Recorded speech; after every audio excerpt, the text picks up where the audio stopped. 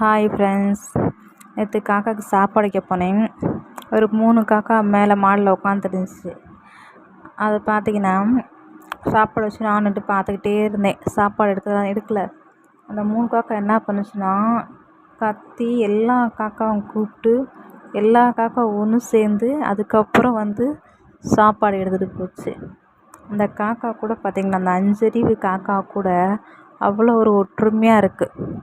நான் மட்டும் சாப்பிட்ணுன்னு நினைக்கல, எல்லாத்தையும் கூப்பிட்டு சாப்பிடணுன்ட்டு, சேர்ந்து சாப்பிடணுன்ட்டு எல்லாத்தையும் கூப்பிட்டு அவ்வளோ தூரம் கத்தி 3 காக்கா அந்த கத்துது.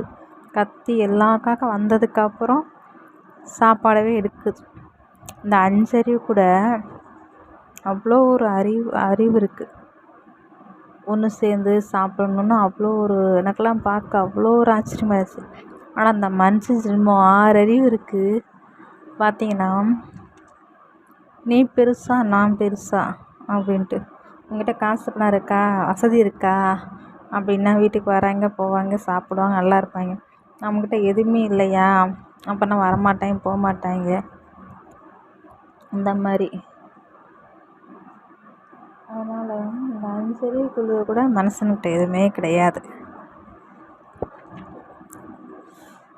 அதனால் நான் சொன்னது கரெக்டாக இருந்துச்சுன்னா மறக்காமல் சப்போர்ட் பண்ணுங்கள்.